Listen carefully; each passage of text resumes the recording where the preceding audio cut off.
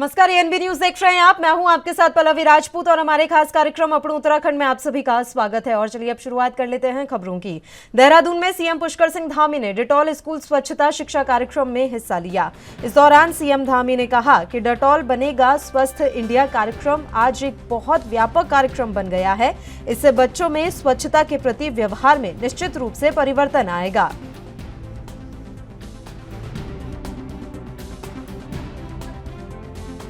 दिनों जब कोरोना महामारी आई थी तो देश के अंदर ऐसे अनगिनत हाथ आगे आए लोगों की मदद करने के लिए। और सरकार देखिए एक व्यवस्था है, सब कुछ सरकार नहीं कर सकती है। जब तक कि समाज का सहयोग न हो, सामाजिक संस्थाओं का सहयोग न हो, इस प्रकार के हमारे संस्थानों का सहयोग न हो, जब सबका सहयोग मिलता है तो निश्चित रूप से उसमें समग्रता आती है, समग्र बन जाता है। और समग्र जब कोई चीज बन जाती है तो फिर वो आसान हो जाती है। कोई भी रास्ता अकेले चलना कठिन होता है, लेकिन जब उस रास्ते में चलने वालों की संख्या बहुत अधिक हो जाती है तो पता नहीं लगता है कि रास्ता कब कट गया, कब मंजिल पास आ गई। तो इसलिए मैं आप सबका मैं जिन कार्यक्रमों में भी जाता हूं उन कार्यक्रमों में एक अनुरोध जरूर करता हूं कि 2025 में जब हम राज्य की स्थापना का 25वां स्थापना दिवस मनाएंगे, रजत जयंती वर्ष मनाएंगे, तो निश्चित रूप से चाहे रॉकेट हो, चाहे हमारी डेटॉल संस्था हो, इन संस्थाओं से भी अनुरोध करूंगा कि 2025 के लिए भी, जैसे आज माननीय प्रधानमंत्री जी के नेतृत्व में हमने आजादी का अमृत महोत्सव मनाया और अब हम अमृत काल में प्रवेश कर गए हैं, इस अमृत काल में ही उत्तराखंड की स्थापना का रजत जयंती वर्ष भी आएगा। उस रजत जयंती वर्ष को मनाने के लिए भी आपकी तरफ से भी कोई न कोई ऐसा कार्यक्रम जरूर होना चाहिए जो हम लोग कहें, भटनागर जी, आसिफ जी, कि हमारे रॉकेट इंडिया ने, हमारे प्लान इंडिया ने और हमारे डेटॉल ने, इन लोगों ने मिलकर एक ऐसा कार्यक्रम किया है जिसको हम कहें पूरे देश में, देखिए उत्तराखंड के अंदर ये बेस्ट प्रैक्टिस के रूप में जाना जाए, देश के अंदर बेस्ट। भारत की थिंक टैंक नीति आयोग की बैठक में माननीय प्रधानमंत्री जी के सम्मुख इस प्रकार से नई शिक्षा नीति के क्रियान्वयन हेतु उत्तराखंड राज्य की पूर्ण प्रतिबद्धता तथा निर्धारित टाइमलाइन का अनुपालन करना हमने सुनिश्चित किया। और ये खाका मैंने माननीय प्रधानमंत्री जी के सामने रखा है। राज्य में जहां 4,457 लोकेटेड आंगनबाड़ी केंद्रों में बाल वाटिकाएं प्रारंभ हो चुकी हैं, राष्ट्रीय शिक्षा नीति के अनुपालन में विभिन्न कार्यक्रम, प्रवेशोत्सव, आरोही, कौशलम, आनंदम, विद्या सेतु इत्यादि संचालित। ऑनलाइन शिक्षा को बढ़ावा देने के लिए केंद्रीय स्टूडियो राज्य के समस्त 13 जनपदों में 500 विद्यालयों में वर्चुअल क्लासरूम की भी स्थापना की जा चुकी है। उत्तराखंड लोक सेवकों को विशेष करके पारदर्शी स्थानांतरण हेतु वार्षिक स्थानांतरण अधिनियम 2017 भी लागू किया गया है। 200 विद्यालयों में 8 व्यावसायिक शिक्षा पाठ्यक्रम भी प्रारंभ कर दिए गए हैं। उच्च शिक्षा में भी 2022-23 से राष्ट्रीय शिक्षा नीति 2020 को लागू कर दिया गया है। विद्यार्थियों को भारतीय संस्कृति और इंडियन नॉलेज सिस्टम से परिचित कराने के उद्देश्य से वैदिक विज्ञान, वैदिक गणित, भगवत गीता से प्रबंधन परिचय जैसे विषयों को भी सह पाठ्यक्रम में लागू। आज पूर्व प्रधानमंत्री अटल बिहारी वाजपेयी की चौथी पुण्यतिथि है। भारत रत्न अटल बिहारी वाजपेयी एक राजनेता होने के साथ साथ हिंदी के कवि, पत्रकार और प्रखर वक्ता भी थे। 25 दिसंबर 1924 को मध्य प्रदेश के ग्वालियर में जन्मे वाजपेयी की 2018 में मृत्यु हो गई थी। मुख्यमंत्री पुष्कर सिंह धामी ने भी पूर्व प्रधानमंत्री स्वर्गीय अटल बिहारी वाजपेयी की पुण्यतिथि पर मुख्यमंत्री आवास पर उनके चित्र पर पुष्पांजलि अर्पित कर श्रद्धांजलि दी।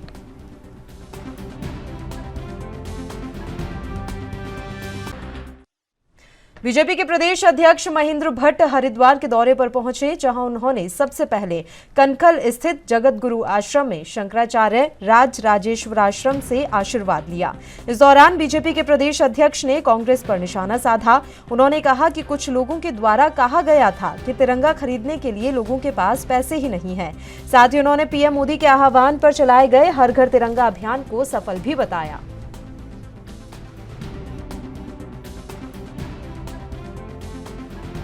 कोई घर नहीं था जहाँ तिरंगा न लगा हो, और वो तो सफलता थी। अब तो हम जनता से आग्रह कर रहे हैं कि आज और कल की तारीख में उस तिरंगे को बहुत सुरक्षित ढंग से और उसको ठीक स्थान पर अपने जो आपका देवस्थल है वहाँ पर आप उसको सुरक्षित रखें और भविष्य में फिर दोबारा लगेगा। आपके बयान का असर हो गया? नहीं, मेरे बयान का असर कोई विशेष रूप में नहीं है। हमने सबके लिए कहा है और हमको तो दिक्कत तब हो रही जब कोई कहते भाई तिरंगे के लिए पैसा नहीं है। तो आज तो जनता ने बता दिया है कि ऐसा कोई परिवार नहीं है जिसके पास तिरंगे के लिए पैसा ना हो। मेरे देखिए हमने अपने कार्यकर्ता से आग्रह किया था, जनता का विषय नहीं था, हमने कार्यकर्ता से आग्रह किया था कि हमारे कार्यकर्ता इस अभियान में जुड़े हुए थे। तो हमारा विषय था कि हर कार्यकर्ता अपने घर में लगे, जिस कार्यकर्ता घर में न लगे उस पर समाज विश्वास नहीं करेगा, विषय था। उसको थोड़ा मीडिया ने थोड़ा दूसरे ढंग से प्रचारित कर दिया। लेकिन विषय क्या है कि प्रदेश को नशा मुक्त बनाने के लिए डीजीपी अशोक कुमार की अध्यक्षता में एंटी नारकोटिक्स टास्क फोर्स और पुलिस की संयुक्त कार्यशाला का आयोजन किया गया, जिसमें 2025 तक प्रदेश को ड्रग फ्री बनाने का लक्ष्य रखा गया। इसी विषय पर कार्यशाला में पुलिसकर्मियों के साथ चर्चा की गई। डीजीपी अशोक कुमार ने बताया कि यह टास्क फोर्स केवल आम जनमानस तक ड्रग्स पहुंचाने वाले पैडलर्स की ही नहीं, बल्कि जहां से ड्रग्स की सप्लाई हो रही है उन शातिर ड्रग्स माफिया को पकड़ने का काम भी करेगी। उन्होंने बताया कि पहले भी कई ड्रग्स माफिया पर पुलिस द्वारा कार्रवाई की गई है, लेकिन इस टास्क फोर्स के गठन के बाद से विभाग और भी बेहतर तरीके से काम कर पाएगा।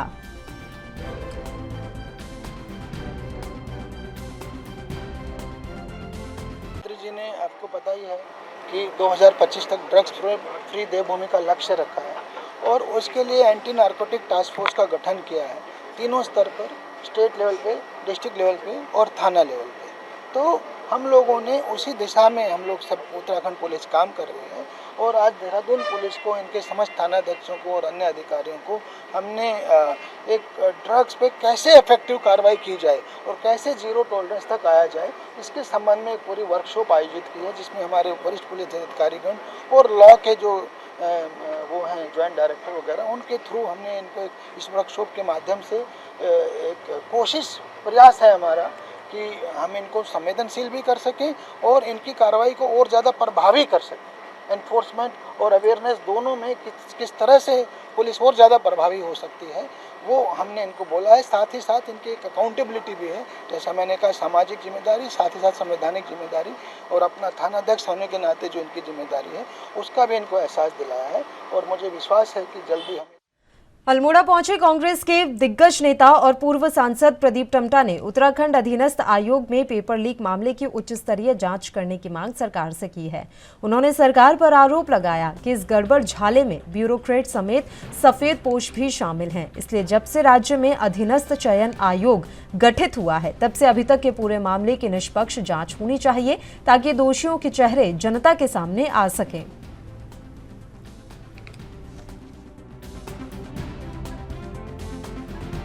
प्रक्रिया की जांच होनी चाहिए, क्योंकि जब से अधीनस्थ चयन आयोग बना है और अभी तक सरकारी उस नौकरियों में भर्तियों पर भ्रष्टाचार का प्रश्न उठा है। मेरा सवाल यह है कि आप राज्य के नौजवानों के भविष्य के साथ खिलवाड़ मत करिए। दूसरा सबसे बड़ा सवाल, राज्य के लोगों को एक ऐसे अधिकारी, ऐसे कर्मचारी मत दीजिए जो भ्रष्टाचार में लिप्त हो।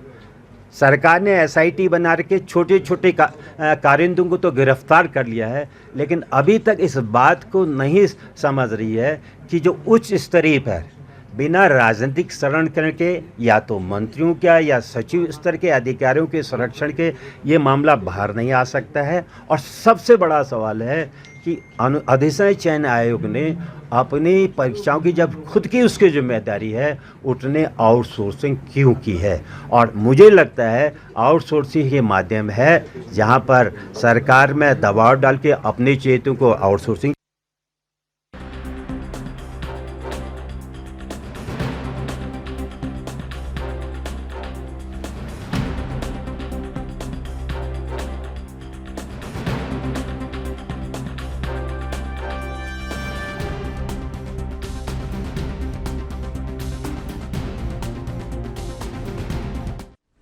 बुलेटिन में खबरों का सिलसिला लगातार जारी रहेगा। यहां रुकते हैं एक छोटे से ब्रेक के लिए, आप बने रहिए हमारे साथ।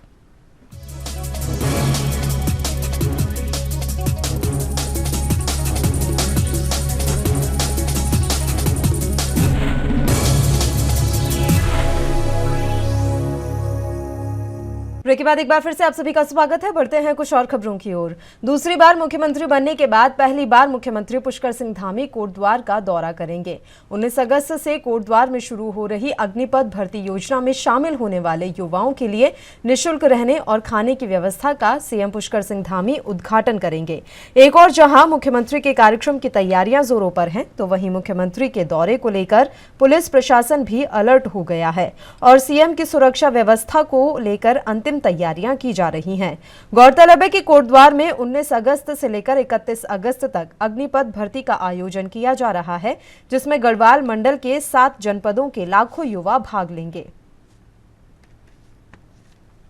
और सीएम साहब स्टेट के सबसे इम्पोर्टेंट पर्सन हैं, उनका विजिट कल कोटद्वार में होना है, तो हमने प्रॉपर जो उनका ड्यूटी स्पॉट जिन स्पॉट पे सर का प्रोग्राम होना है उस हिसाब से प्रॉपर ड्यूटी चार्ट बनाया हुआ है। बाकी जो उससे संबंधित जो अदर हमको जानकारियाँ सतर्कताएं बरतनी वो हमारा काम लगातार चल रहा है। अगर रूट की बात अभी चूँकि वो एग्जैक्ट प्रोग्राम कहाँ से कहाँ तक का ये अभी हमको नहीं पहुँच पाया है। अगर ऐसा कुछ डाइवर्जन की ज़रूरत पड़ी तो हम कोशिश करेंगे कि जनता को कम से कम असुविधा हो। इस जम्मू कश्मीर के बारामूला क्षेत्र में दुश्मनों से लोहा लेते हुए देश के लिए शहीद हुए तीर्थ नगरी के लाल राकेश डोभाल को मरणोपरांत वीरता के लिए पुलिस पदक देने की घोषणा की गई है। वहीं सेना की ओर से शहीद राकेश डोभाल के परिवार को यह सूचना दे दी गई है। शहीद के परिजनों ने इस घोषणा का स्वागत करते हुए इस पदक को बेटे की शहादत का सम्मान बताया। शहीद राकेश डोभाल की बेटी ने इस सम्मान पर गर्व महसूस किया है। बेटी का कहना है कि वह भी अपने पिता की तरह सेना में जाकर देश की सेवा करना चाहती है। मेरे पिता शहीद राकेश डोभाल जी को देश के लिए अपना बलिदान दिया है। माननीय राष्ट्रपति के द्वारा हमारे परिवार को वीरता का पुरस्कार मिलेगा। मैं एक छोटा सा मैसेज देना चाहूँगी। 15 अगस्त के आज़ादी के 75वें अमृत महोत्सव को जिन्होंने अपना बलिदान इस देश के लिए किया है उनको मैं नमन करूंगी और उनके परिवार को जय हिंद बोलूँगी और आगे जाके मुझे भी मेरे पापा की तरह देश की सेवा करने का मौका। नैनीताल के एक होटल में महिला का बाथरूम में नहाते समय होटल के किसी कर्मचारी द्वारा वीडियो बनाने का मामला सामने आया है, जिसकी सूचना 100 नंबर पर पुलिस को दी गई। मौके पर पहुंची पुलिस ने मामले की जांच शुरू कर दी है। जानकारी के मुताबिक होटल में दिल्ली निवासी महिला पर्यटक स्नान कर रही थी कि वेंटिलेशन से किसी व्यक्ति द्वारा मोबाइल से वीडियो बनाते देख महिला ने शोर मचाना शुरू कर दिया कि तभी उसके बाद महिला की आवाज सुनकर जब तक महिला का पति आया तब तक वो व्यक्ति वहां से भाग चुका था। सूचना मिलने पर पुलिस ने एक रूम सर्विस वाले कर्मचारी को शक के आधार पर गिरफ्तार कर लिया है। फिलहाल पुलिस मामले की जांच में जुटी है। होटल में एक कर्मचारी था, उनके सर्वेंट क्वार्टर और जिस रूम में महिला रह रही थी वो दोनों आसपास थे। तो जब वो नहाने गई होगी तब उसने वीडियो बनाने की कोशिश करी। इसके बाद उसने 112 पे कंप्लेंट करी और उसके बाद पुलिस ने त्वरित कार्रवाई करते हुए उसमें FIR दर्ज कर दी गई है। बिल्कुल। तो इसके लिए मेन यही है कि हम लोग ज़्यादा से ज़्यादा जागरूकता करें और एकदम त्वरित कार्रवाई करें, क्योंकि जब तक उसमें पनिशमेंट नहीं मिलेगी तो एक लेसन भी नहीं मिलेगा आगे लोगों को इस तरीके की कोई भी चीज़ करने का सोचना ही नहीं। जी, अभी इस चीज़ की पुष्टि नहीं हुई है कि उसने शराब पी रखी थी या नहीं पी रखी थी। अगर इसकी पुष्टि हो जाएगी तो उस पर बिल्कुल कार्रवाई होगी और अगर किसी भी होटल में इस तरीके की कोई भी हरकत होती है तो उसके लिए भी कड़ी से कड़ी कार्रवाई की जाएगी। इस संबंध में होटल खानपुर विकासखंड के चंदपुरी गांव के राजकीय प्राथमिक विद्यालय परिसर में बारिश होते ही विद्यालय तालाब में तब्दील हो जाता है। वहीं इस पूरी समस्या की जानकारी देखते हुए राजकीय प्राथमिक विद्यालय के प्रधानाचार्य विनोद कुमार ने बताया कि चंदपुरी गांव का राजकीय प्राथमिक विद्यालय भी बारिश के समय जलभराव की समस्या से जूझता है। प्रधानाचार्य और छात्रों ने यह भी कहा कि विद्यालय परिसर सड़क से काफी गहरा है और सड़क का ढलान स्कूल की तरफ होने से बारिश का सारा पानी विद्यालय परिसर में जमा हो जाता है, जिससे गंदगी के चलते बच्चों में बीमारियां फैलने की आशंका बढ़ गई है।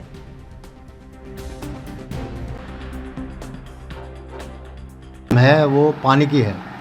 जब भी बरसात होती है तो ऊपर से जितने भी मकान है, ये नालियाँ बनी हुई, सारा पानी ये ढलान सा है तो हमारे गेट के अंदर सारा पानी आ जाता है और उससे जो हमारे स्कूल के बच्चे हैं उन्हें स्कूल आने जाने में बहुत कठिनाई होती है। कई बार तो बच्चे फिसल के पानी में गिर भी जाते हैं।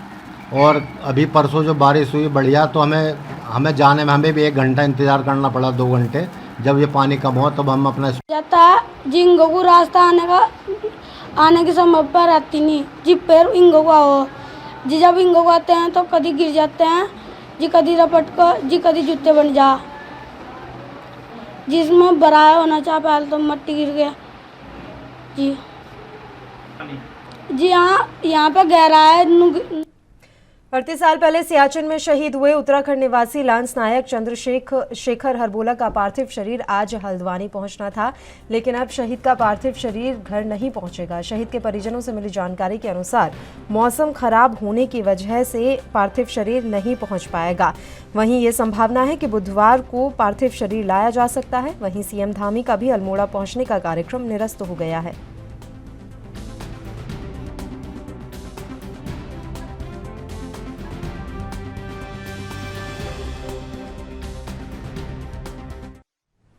रामनगर में निवारण सेवा समिति द्वारा कूड़ा निस्तारण को लेकर किए गए उत्कृष्ट कार्य के चलते प्रदेश सरकार ने रामनगर नगरपालिका को तृतीय स्थान देकर सम्मानित किया।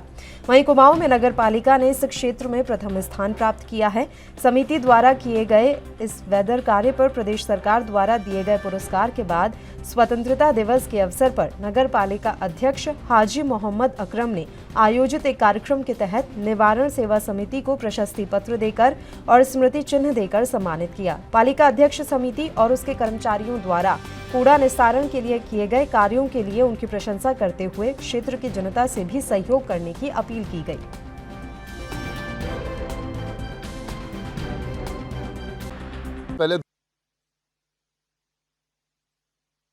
पहले 2 तारीख को हम लोग गए थे, ईओ साहब भरत त्रिपाठी जी और हम, तो हमें उन्होंने एजाज़ से नवाजा। मुख्यमंत्री थे, सतपाल महाराज जी थे और सचिव थे, उन्होंने हमें वहाँ नवाजा, सर्टिफिकेट दिया। तो आज मुझे बड़ी खुशी ये हुई कि निवारण सेवा समिति जो है, जिसके बानी मुबानी अनिल मिश्रा हैं, विनीत मिश्रा हैं, ये शुक्ला जी हैं हमारे, ये 3 स्तंभ हैं और इनकी जो टीम है उसने शहर के अंदर ऐसा काम करके दिखाया है कि जिससे मैं ही गदगद नहीं हुआ बल्कि प्रशासन गदगद हो गया। हद तो ये है कि तमाम हमारे जो सचिव वगैरह हैं जो इसको देखते हैं वो बड़े खुश हुए और उन्होंने आज इन्हें बुला के एक सर्टिफिकेट दिया और इन्हें बहुत। हर वर्ष की तरह इस वर्ष भी मधुबन आश्रम में कृष्ण जन्माष्टमी का उत्सव धूमधाम से मनाया जाएगा। 18 अगस्त को कृष्ण जन्मोत्सव का कार्यक्रम होगा, जबकि 19 अगस्त को कृष्ण जन्माष्टमी मनाई जाएगी। 20 अगस्त को नंदोत्सव मनाया जाएगा। कार्यक्रम की सभी तैयारियां मधुबन आश्रम ने पूरी कर ली हैं। कार्यक्रम की तैयारियों और अधिक जानकारी के लिए मधुबन आश्रम में आश्रम के महंत परमानंद दास प्रभु ने प्रेस कॉन्फ्रेंस की। बताया गया कि 18 अगस्त को कई स्कूलों के छात्र सांस्कृतिक कार्यक्रम प्रस्तुत करेंगे, जिसमें बेहतर प्रस्तुति देने वाले छात्रों को पुरस्कार देकर सम्मानित किया जाएगा। इस बार हर साल की तरह जो है बच्चों के लिए, मुख्य रूप से स्कूल के बच्चों के लिए लगभग इस साल 50 स्कूलों के बच्चे और उनके 1500 स्टूडेंट इसमें पार्टिसिपेट कर रहे हैं और उनको जो जज करने के लिए जो है अपने ऋषिकेश से बाहर के अन्य राज्यों से जो है जजेस आ रहे हैं और लोग भगवान का उसमें दर्शन करें, भगवान को याद करें, भगवान का कीर्तन करें। इसलिए जो है बहुत सुंदर तरीके से, व्यवस्थित तरीके से जो है तैयारियां की जा रही हैं। अल्मोड़ा मेडिकल कॉलेज एमबीबीएस द्वितीय सत्र के लिए मान्यता की तैयारी में जुटा हुआ है, लेकिन मेडिकल कॉलेज में फैकल्टी की भारी कमी चल रही है। फैकल्टी की कमी से जहां छात्रों की पढ़ाई बाधित हो रही है, वहीं आने वाले नए सत्र की मान्यता पर भी संकट आ सकता है। मेडिकल कॉलेज के प्राचार्य सीपी ने बताया कि वर्तमान में मेडिकल कॉलेज में 30 से 35% फैकल्टी की कमी चल रही है। हालांकि फैकल्टी की कमी को पूरा करने के लिए संविदा पर फिलहाल इंटरव्यू किए जा रहे हैं। मेडिकल कॉलेज में जो फैकल्टी है, फैकल्टी की अभी कुछ डिफिशेंसी तो है अभी, तो उसके लिए हम प्रयासरत हैं और हर महीने जो है संविदा पे जो है यहाँ पे इंटरव्यू हो रहे हैं। तो उसमें जो है वाइस चांसलर उसके अध्यक्ष होते हैं। वाइस चांसलर की अध्यक्षता में डीजीएमई और प्रिंसिपल जो है एक कमेटी बनी हुई है, तो वो हर महीने जो है एक तो वॉकिंग इंटरव्यू हो रहे हैं, दूसरा जो है अभी उत्तराखंड गवर्नमेंट ने जो है ये कर दिए हैं रेगुलर फैकल्टी के भी रेगुलर जो असिस्टेंट प्रोफेसर हैं तो उनके अपॉइंटमेंट भी हो रहे हैं, जो कि अभी इसी महीने 16 अगस्त से शायद 16-17 अगस्त से फिर वो स्टार्ट होने वाले हैं। तो उससे फिर काफ़ी हद तक जो है जो असिस्टेंट प्रोफेसर की कमी है वो रेगुलर अपॉइंटमेंट भी हो रहे हैं साथ साथ में।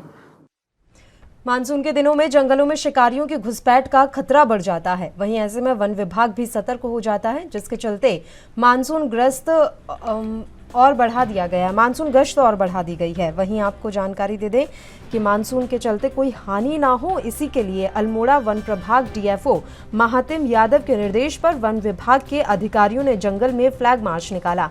साथ ही जंगल से सटे ग्रामीण क्षेत्रों के ग्रामीणों से जंगल में न जाने की अपील भी की गई है। आजादी के अमृत महोत्सव पर देश की एकता और अखंडता को लेकर पिछले कई महीनों से साइकिल यात्रा पर निकले युवा का क्षेत्रवासियों ने भव्य स्वागत किया। लालकुआ के इंद्रनगर निवासी राजेश जोशी ने हिमाचल, जम्मू, लद्दाख, कारगिल और पाकिस्तान बॉर्डर समेत भारत के अंतिम गांव तक यात्रा पर गए हुए थे, जिसके बाद वो यात्रा पूरी कर वापस लालकुआ पहुंचे, जहां सेंचुरी पेपर मिल के मुख्य द्वार पर सैकड़ों लोगों ने राजेश जोशी का भव्य स्वागत किया। इस दौरान राजेश जोशी ने सभी लोगों का आभार जताया।